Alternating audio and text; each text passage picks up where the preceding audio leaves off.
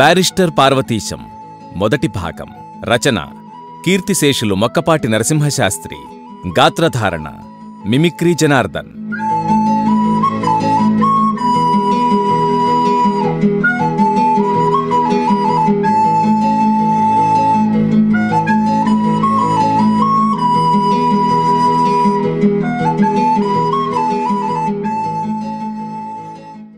Platform మీద పోర్టర్లు తూత్తుకుడై అని కేకలు వేస్తున్నారు. కొలంబో పోయేవాళ్లంతా ఇక్కడ దిగండి అని కొందరు కేకలు వేశారు.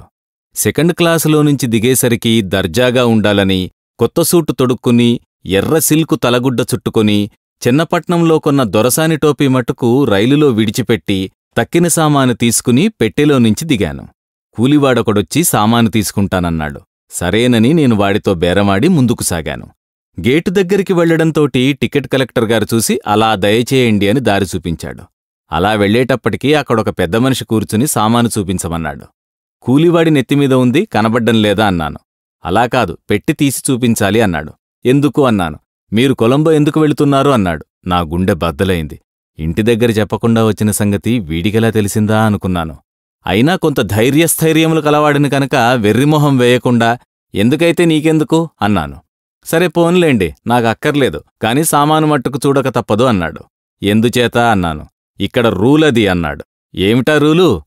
పన్ను విధించవలసిన వస్తువులేవైనా దొంగతనంగా తీసుకువెడుతున్నారేమో చూడాలి. ఈ మాట వినగానే నా గుండెల్లో బరువు తగ్గింది. కొంచెం నవ్వు వచ్చింది. సరే అయితే చూసుకోమందామనుకున్నాను. ఇంతలోకే నా సామాను మోసుకొస్తున్న కూలివాడు నన్ను వెనక్కి పిలిచి ఆ పెద్ద మనిషి చేతిలో ఒక ₹1 పెడితే ఈ రూల్స్ అన్నీ మర్చిపోతాడు, లేకపోతే మనకు స్టీమర్ తప్పిపోతుంది అన్నాడు. స్టీమర్ తప్పిపోవడము ఎంతమాత్రమూ నా అభిప్రాయం కాదు. కాని వాళ్ల దౌర్జన్యం చూస్తే నాకు కొంత నవ్వొచ్చింది. అతనికి ₹1 చేతిలో వేసేసరికి చేటంత ముఖం చేసుకుని అదివరదాకా కూర్చున్నవాడు లేచి నిలుచుని సలాం చేసి థాంక్యూ సార్ అని పెట్టె ముట్టుకుని ఇందులో వట్టి బట్టలేనా సార్, అయితే పోవచ్చును సార్ అని నన్ను విడిచిపెట్టాడు. బ్రతుకు జీవుడా అనుకుని తిన్నగా స్టీమరు దగ్గరికి నడిచాను. ఇంతలోకే వెనకనుంచి ఒక రైలు బంట్రోతు పరిగెత్తుకుని వచ్చి నేను రైలులో విడిచిపెట్టిన ఆ దొరసాని టోపీ తీసుకువచ్చి నాకు అప్పజెప్పాడు. విధిలేక అది తీసుకున్నాను. వాడు పోకుండా అక్కడే నిలబడ్డాడు చేతులు నలుపుకుంటూ. సరే టోపీ నాదేలే, వెళ్లమన్నాను. ఏమన్నా ఇమ్మని కూచున్నాడు. నాకు స్టీమరుకు వేళవుతున్నది. సరేనని ఒక పావలా ఇచ్చుకుని టోపీ ఖరీదుకి అది వడ్డీ అనుకుని ముందుకు సాగాను. ఆ సముద్రము, ఆ గట్టు, అక్కడి దీపాలు, ఆ హడావిడి అంతా చూస్తే నాకు చాలా సంతోషం వేసింది. కాని స్టీమర్ అదేనని చెప్పేటప్పటికి మటుకు ఎక్కబుద్ధయింది కాదు. బొత్తిగా చిన్నదిగా ఉంది. మామూలు రాదారి పడవంతైనా లేదు. స్టీమరైతే మట్టుకు అంత చిన్నదాంట్లో సముద్రం మీద వెళ్లడము ప్రమాదము కాదా అనుకున్నాను. దీనిమీదనే వెళ్లవలసి ఉంటే ఇంతకంటే మళ్లీ ఇంటికి వెళ్లడము నయమనుకున్నాను. ఇలా ఆలోచిస్తూ నిలుచుండగానే కూలివాడు సామాను లోపల పెట్టేసి నన్నెక్కమని తొందరపెట్టాడు. ఇదేనా ఏమిటి కొలంబో వెళ్లే స్టీమరు అన్నాను. కాదండి, పెద్ద స్టీమరు 5-6 మైళ్ల దూరాన లోపల ఉంది. ఇది దాని దగ్గరకు తీసుకువెడుతుంది, ఎక్కండి త్వరగా అన్నాడు. అయితే పర్వాలేదనుకుని ఎక్కాను. ఎక్కి అక్కడొక బల్లమీద కూచున్నాను. కూచున్న కాసేపటికది బయల్దేరింది. మొత్తం జనము నాతోటి ప్రయాణీకులు 25 మంది కంటే ఉండరు. బయల్దేరిన ఒక్క 5 నిమిషాల వరకు చాలా సరదాగా ఉంది. నీటి తుంపరలు మీద పడుతూ, నేల అంతకంతకూ దూరమైపోతూ, ఒడ్డునున్న దీపాలు దూరమైన కొద్దీ మిణుకుమిణుకుమంటూ, అన్ని వైపులూ చీకట్లు కమ్ముకు వస్తూ, పైన నీలాకాశం, దానికి వ్రేలాడగట్టిన పాదరసపు బుడ్లలాగా అనేక చోట్ల నక్షత్రాలు, కింద ఎటుచూచినా అగాధమైన సముద్రము, ఆ కెరటములమీద లేస్తూ దిగుతూ ఉయ్యాల ఊగుతున్నట్టు అంతా మాబాగా ఉంది. నాకే కవిత్వమూ రాకపోవడము, ఇప్పుడున్న కవులకు తోడు నాబోటివాడింకొకడు బయల్దేరితే భరించలేకపోయేవాళ్ల ఆంధ్రులు. కొంచెం సేపటికి పగలస్తమానము భోజనము లేని కారణాన్నో ఎందుచేతనోగాని ఉపద్రవమైన తలనొప్పి ఆరంభించింది. కాస్త ఎక్కడైనా ఒరుగుదామా అంటే ఎక్కడా ఖాళీ లేదు. అలాగే తలపట్టుకు కూర్చుండగా వికారము కూడా ఆరంభమైంది. ఏమిరా దేవుడా, ఎలాగూ కొంపదీసి జ్వరము వచ్చి పడిపోను కదా, ఇంత దూరం వచ్చి మళ్లీ వెనక్కు వెళ్లవలసి రాదు కదా. అన్నిటి మాట అలా ఉంచి మళ్లీ ఇంటికి వెళితే నలుగురిలోనూ హాస్యాస్పదముగా ఉంటుందే అని ఏమీ తోచక కళ్ళు మూసుకుని కూచున్నాను. ఈ అవస్థ ఇలా ఉండగా ఇంకో ఆలోచన తోచింది. దానితోటి మరీ హడిలిపోయాను. ఆ ఆలోచన మొట్టమొదటనే తోస్తే ఎవళ్లేమన్నా సరే, నవ్వినా సరే, తిట్టినా సరే మాట్లాడకుండా తిరుగు రైలులో ఇంటికి చేరుకునేవాణ్ణి. ఇప్పుడేమి చెయ్యను? వెనక్కు తగ్గడానికి వీలు కనపడదు. ముందుకు సాగితే బతికే ఎత్తు కనిపించదు. ముందుకు వెడితే నుయ్యి, వెనక్కి వెడితే గొయ్యిలాగుంది నా బ్రతుకు. ఏమీ తోచదు. ఇంకొకళ్ళు సలహా అడగడానికి మనసొప్పదు. ఒక్కసారి ఇంటి సంగతి జ్ఞాపకం వచ్చింది. ఆహా, ఎంత తెలివి తక్కువ పని జరిగింది అనుకున్నాను. నాకింగ్లండు వెళ్లమని సలహా ఇచ్చినవాణ్ణి నోటినిండా తిట్టాను. ఒక్కడినే కొడుకునని నామీద ఎంతో ఆశ పెట్టుకున్నా నా తల్లిదండ్రులెంత విచారిస్తారో కదా అనుకున్నాను. ఏమనుకుంటే ఏమి లాభం? ఇంతకూ అసలు సంగతేమిటంటే, ఈ చిన్న స్టీమర్లో నుంచి పెద్ద స్టీమర్ ఎక్కడమెలాగా అనే సందేహం కలిగింది. కొంతసేపు ఏమీ తోచలేదు. హఠాత్తుగా మా ఊళ్ళో ఒకళ్ళు చెప్పుకుంటున్న సంగతి జ్ఞాపకం వచ్చింది. చిన్న స్టీమర్లో నుంచి పెద్ద స్టీమర్ ఎక్కే ఉపాయం చెప్పుకుంటున్నారిద్దరు. అది నేను వినడం సంభవించింది. పెద్ద స్టీమర్ మీద నుంచి చిన్నదాని దగ్గరికి ఒక తాడునిచ్చెన దింపుతారట. చిన్న స్టీమర్ ఎప్పుడూ కెరటాల వల్ల పైకొక మాటు లేవడమూ ఒక మాటు దిగడమూ ఉంటుంది. కనుక ఆ నిచ్చెన ఎప్పుడూ అందుబాటులో ఉండదట. అందుకని ప్రయాణీకులు సమయము కనిపెట్టి కెరటముల వల్ల పైకి లేచినప్పుడు ఎగిరి ఆ నిచ్చెన అందుకుని ఎక్కి పైకి వెళ్లవచ్చునట. అట్లా చేతకాని వాళ్లను నడుముకొక తాడుగట్టి పెద్ద స్టీమరు మీద నుంచి కొక్కెమున్న గొలుసొకటి దింపి ఆ కొక్కానికి తాడు తగిలించి పైకి లాగుతారట. ఈ మనిషి నడ్డిన ఉన్న తాడు తెగిపోయినా, ముడి ఊడిపోయినా మనిషి కిందనున్న స్టీమర్లోనే బహుశా పడొచ్చని, తప్పితే సముద్రంలో తప్ప మరెక్కడా పడడని, ఒకవేళ సముద్రంలో పడ్డాకాని ప్రాణభయమేమీ లేకుండా వలవేసి మనిషిని మళ్లీ త్వరలోనే పట్టుకుంటారని చెప్పుకోగా విన్నాను. ఆఖరు మాటల వల్ల విన్నప్పుడు కొంచెం ధైర్యం కలిగినా, తీరా తరుణం వచ్చినప్పుడు ఆలోచిస్తే అంత ధైర్యంగా లేదు. ఏమంటే ఒకవేళ స్టీమర్లో పడితే తలకాయ బద్దలు కావచ్చును, లేదా మరొక విధమైన దెబ్బలేమైనా తగలవచ్చును. అలా కాక సముద్రంలో పడితే పైవాళ్లు వలవెతికి తీసుకువచ్చే లోపల కెరటాలు మనను అవతలికి కొట్టివేయవచ్చు. పడిన చోటనే ఉంటామని నమ్మకమేమిటి? ఉంటే మటుకు అంతదాకా ప్రాణము నిలుస్తుందో నిలవదో. ఒకవేళ నిలిస్తే ఈ లోపల ఏ పెద్ద చేపైనా వచ్చి మన్ని పలహారం చేస్తే గతేమిటి? ఈ మోస్తరుగా పరిపరి విధాల ఆలోచన పోయింది. చిన్నప్పుడు ఈత నేర్చుకోకపోయినందుకిప్పుడు విచారించాను. పోని మాట్లాడకుండా దీనిమీదనే తిరిగి వెనక్కు వెళ్ళిపోదామా అనుకున్నానుగాని, సరే అంత తొందరెందుకు? ఒక్క క్షణము ఓపిక పడితే అంతా తెలుస్తుంది కదా, అప్పుడే వీలైతే అలా చేయవచ్చును కదా అనుకున్నాను. ఇంక ఎప్పుడు స్టీమరు చేరతామా అని ప్రాణాలు బుగ్గబట్టుకుని, గుండె రాయి చేసుకుని, ఒక్క మాటు ఇంటి దగ్గరున్న వాళ్లను తలుచుకుని, పొంగివస్తున్న దుఃఖాన్ని ఆపుకుని శ్రీరామస్మరణ చేసుకుంటూ కూర్చున్నాను. స్టీమరు బహుతొందరగా సముద్రాన్ని చీల్చుకుని పరిగెడుతూ ఉంది. బొయ్యిమని ఇంజన్ల ధ్వని, హోరుమని సముద్రము, పక్కనున్నవాళ్ల మాటల సందడితోటి నా తలనొప్పి మరింత అధికమైనది. కళ్ళు తెరిస్తే ప్రపంచమంతా గిర్రున బొంగరములా తిరిగిపోతున్నది. ఇంతలోకే అదిగో స్టీమరంటే అదిగో స్టీమరన్నారు. దానిమీద దీపాలు తప్ప ఇంకేమీ కనపడలేదు. ఈ చిన్న స్టీమరు కొంచెము నెమ్మదిగా వెళితే బాగుండును, లేకపోతే చీకటి చాటున దాన్ని కొట్టుకుంటుందేమోనని భయపడ్డాను. నేననుకున్నట్టుగానే కొంచెము జోరు తగ్గించారు. నెమ్మదిగా దాని దగ్గరికి చేరాము. మా దానికంటే అది చాలా పెద్దదిగా కొండలాగా ఎదురుగుండా ఉన్నది. మా స్టీమరు బహునెమ్మదిగా హడలిపోతున్నట్లు దగ్గరికి చేరి పెద్ద స్టీమరు సరాసరినే నిలబడ్డది.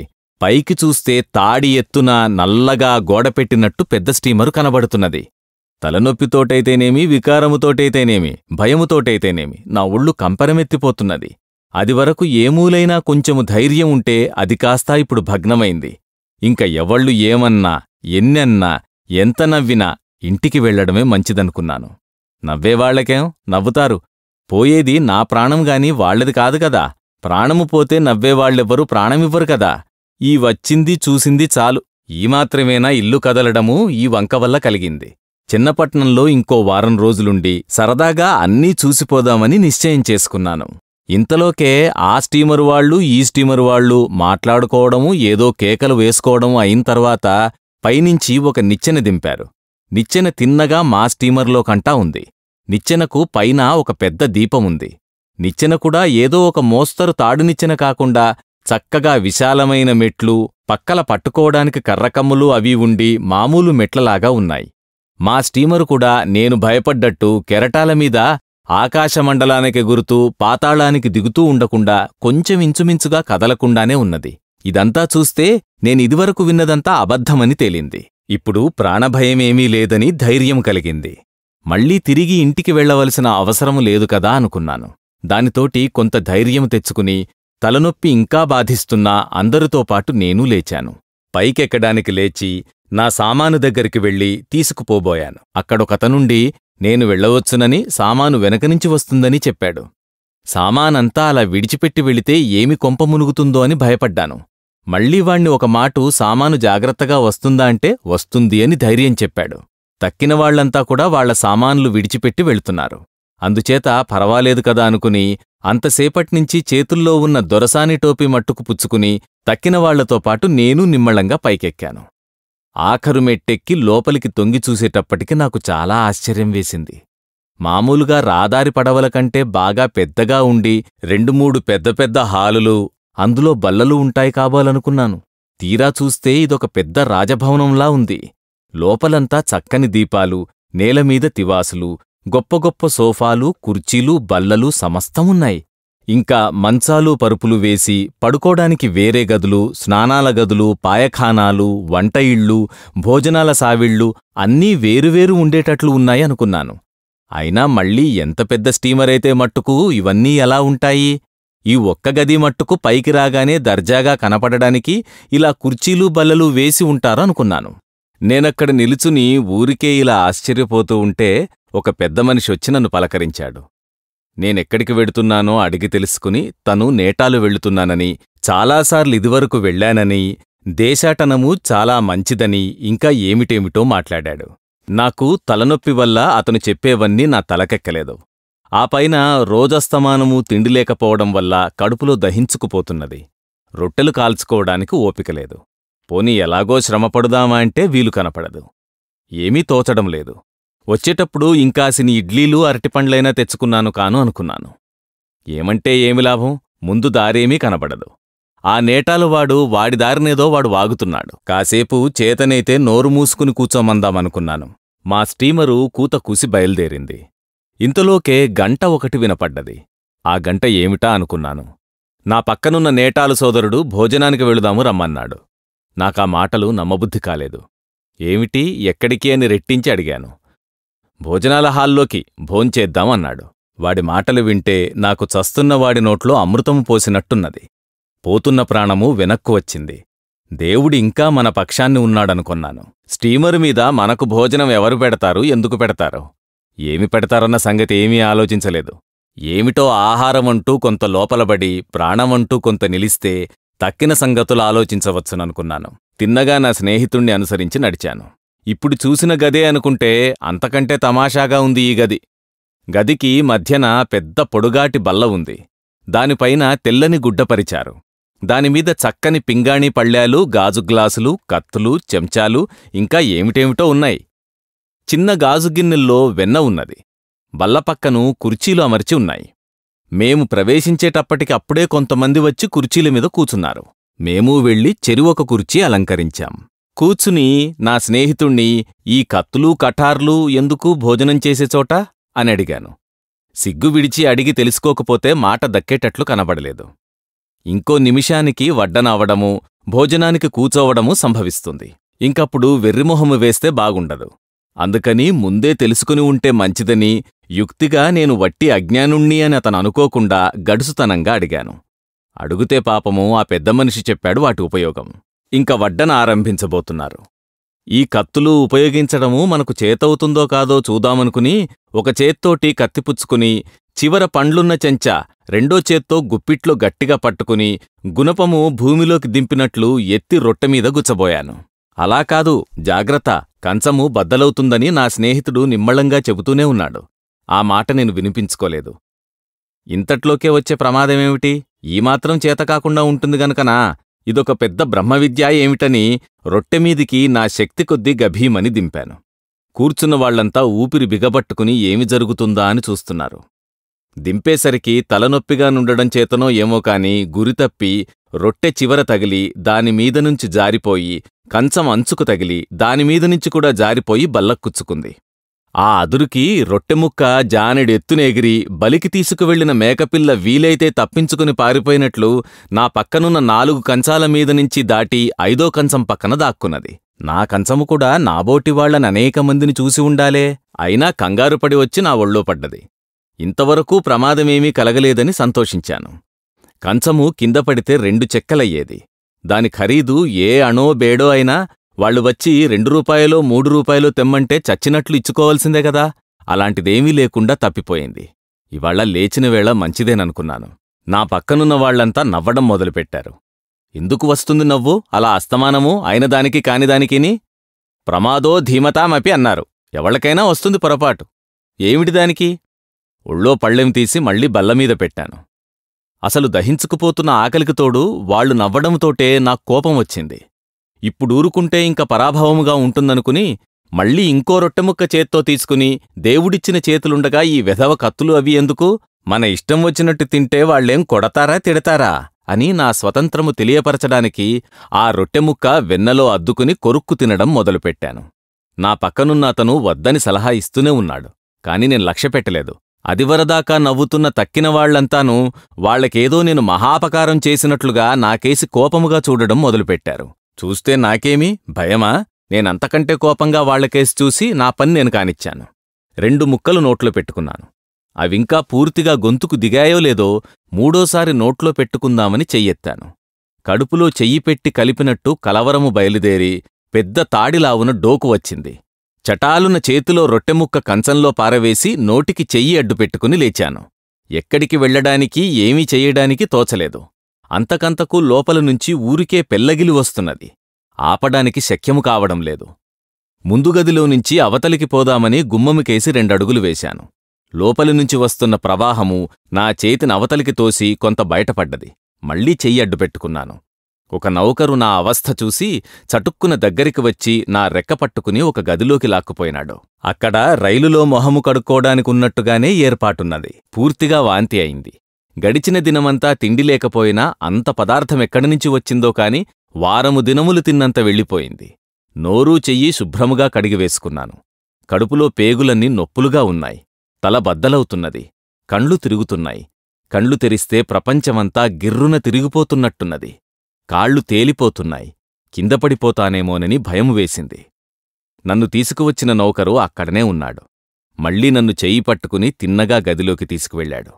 గది చాలా చిన్నది. కాని అందులో ఒక చిన్న మంచమున్నది. దానిమీద శుభ్రమైన పరుపు వేసి పక్కవేసి ఉంది. దానిమీద పడుకోమన్నాడు. ఈ పరుపు పాపము ఎవరిదోనూ ఎలాగో తంటాలుబడి హాలులో కుర్చీలో కూర్చుంటాను. లేకపోతే ఎక్కడైనా స్థలం చూపిస్తే నా మంచం వేసుకు పడుకుంటాను అని చెబుదామనుకున్నాను. కాని నోటివెంట మాట రాలేదు. గదిలో వస్తువులేమీ కనబడడం లేదు. మాట్లాడకుండా తాగి ఉన్నవాడికి మళ్ళే మంచము మీద పడ్డాను. కాలిజోడైనా విప్పుకోలేదు. ఇదంతా భోజనము దగ్గర కూర్చున్నవాళ్ల దృష్టిదోషము వల్లనేమోననుకున్నాను. కాస్త దిగదుడిచిపోసేవాళ్లైనా లేరు కదా అని విచారించాను. ఈ తలనొప్పి అది చూస్తే పీడజ్వరము ఏమైనా వస్తుందేమోననుకున్నాను. ఇలా అనుకుంటుండగానే కళ్ళు కూరుకు వచ్చినాయి. ఇంక నా ఒళ్ళు నాకు తెలియదు. కొంతసేపటికి రాత్రి నౌకరు వచ్చి లేపితే మెళుకు వచ్చింది. కళ్ళు తెరిచి చూసేసరికి తెల్లవారింది. కొలంబో చేరాం. బ్యారిస్టర్ పార్వతీశం. సమర్పణ ఎడవల్లి అసోసియేట్స్. నిర్వహణ Arila studios. Audio engineer Santosh Vadnala. Studio sound city Hyderabad.